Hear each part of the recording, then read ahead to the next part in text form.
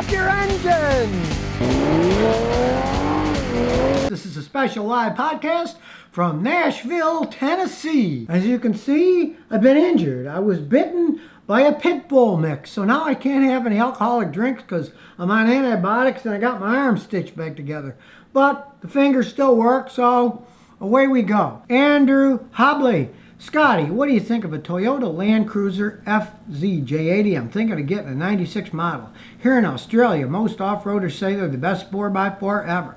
Yes, they are excellent. Now, of course, it's a 96. It's a giant gas hog. They're big. They're heavy. They use up a lot of fuel, but you expect that with that. Now, for my Australian friends, they have the diesel ones, which are even better. Here in the United States, they never really sold the diesel ones. Americans aren't big on diesels. But I got a friend in Australia that's got one of those with the diesel. He's got like 500,000 miles on it, and the thing still runs like a clock. So, yes, they're excellent SUVs, especially for off-road. They were built for that. It's a shame here in the United States you can only get ones that have automatic transmissions for years. They don't even sell the standard transmissions anymore. But I'm sure in Australia you can get all kinds of stuff. Freelancer U says, Scotty, I had a 2005 Pontiac Aztek I bought from a dealership on the side of the road. 4 months later, the transmission went to crap. What do you think of those vehicles? They don't make them anymore. There's a big reason they don't make those Azteks. They just had a lot of problems with them. They were just an oddball vehicle. I had one once. I had to put an oil pump on it, and that was a pain in the rear end. They never sold that many of them. They never really made it. I mean, when they first came out, they had that weird camping setup so you could get a tent and everything that fit, and they looked cool. It's like a lot of stuff GM does. The idea is fine, but the implementation of the idea ends up crappy, and they really don't work out all that well. MM118 says, when is the new GF6 oil going to be out for sale? Well, it already has. You need to get out of your cage there and go into the real world. I was at AutoZone the other day. They had various brands of it they were selling, and that's the oil that's made for the modern cars, 0W10 oil, for the GDI, turbocharged cars. It's a better grade of oil, so it doesn't get oil dilution. The timing chains don't wear. The cams don't wear. This was a lot of research. Now, there's a bunch of companies that make them. It's not an oil itself. It's a grade of oils. And there's a bunch of companies making them. It costs a lot more now. Eventually, the cost will come down. But it's out now. You want to try it out? I've got customers trying it out, and so far they're all real happy with it. Joe Ace Jr. says, I'm looking at a 1992 Toyota Celica GT on Craigslist for about $3,000. It's 170,000 miles. Has a new alternator star, power steering rack, and tires. Deal or no deal? Okay, if it really has a new power steering rack, one, see the receipt to make sure it really does. 170,000 miles is a lot of miles. Now, the guy's asking $3,000. Realistically, with that kind of mileage, offer him $2,000, maybe he'll settle for $2,500. But you want a mechanic to do one thing.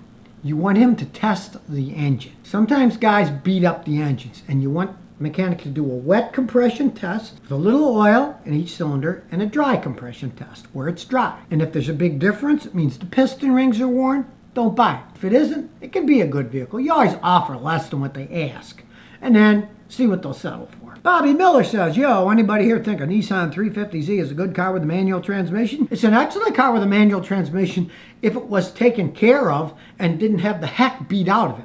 The problem that I see with a lot of those 350Zs are younger guys buy them. They drive them like maniacs. They treat them like race cars.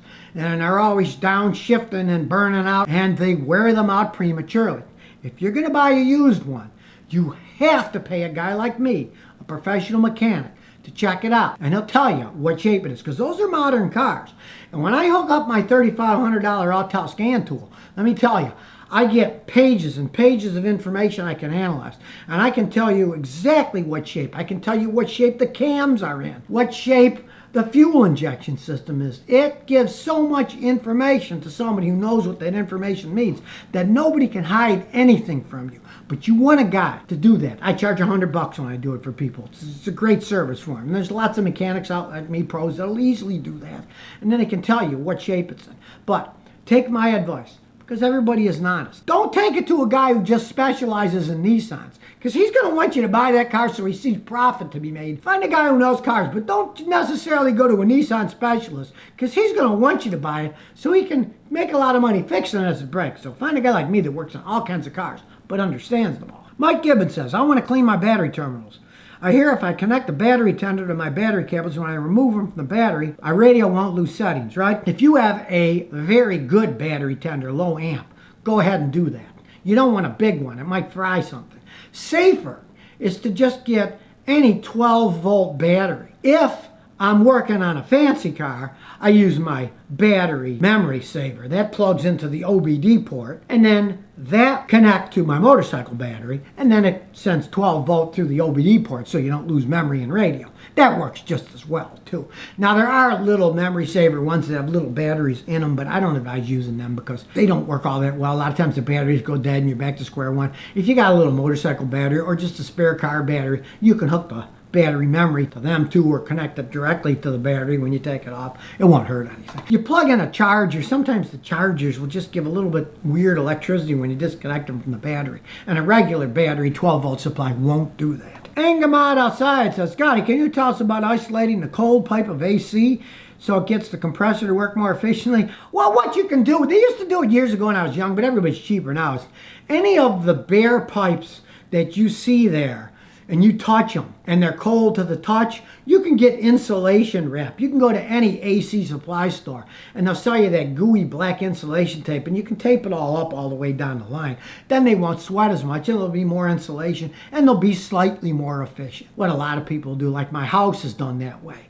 The pipes that go into the house from the compressor, I wrapped them with that gooey tape, and geez, that was like 15, 20 years ago, and it's still holding up. And it keeps them from sweating. Then it makes them a little bit more efficient. You can do that. Nicholas Pacheco says, Scotty, what's a better car? A 2010 370Z manual, 140,000 kilometers, or a 2014 Scion FRS manual with 110,000 miles?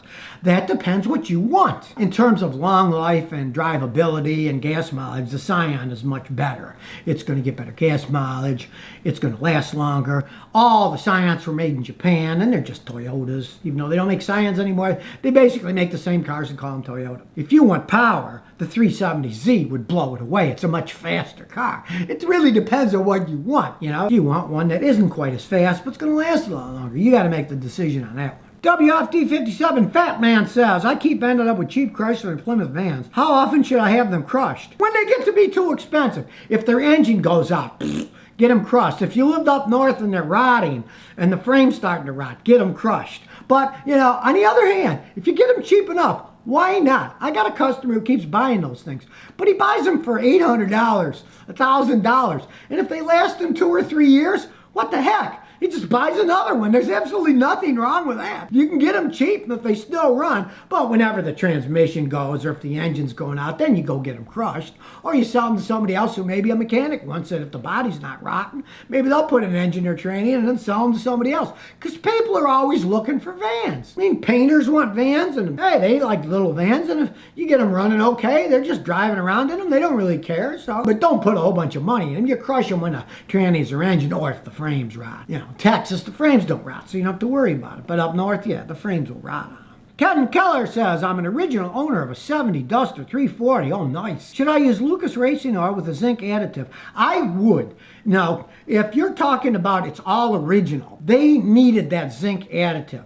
Now, if you rebuild the engines in them, you can use modern metals and stuff, and you won't need the zinc additive to them. It's just like when I was young, they had lead additives, and that was to lubricate the valves in the engine. If you had something like an old American car or an old English motorcycle, it needed the lead to keep the valves from wearing out. But if you rebuild the engine, you could put different valves and different seals, and you can line them so they don't need the lead additive anymore. But if you got a stock one, I would. I'd buy that with the zinc additive. It's a smart move. Nice vehicle though. Send me a picture of it. I'd love to see it.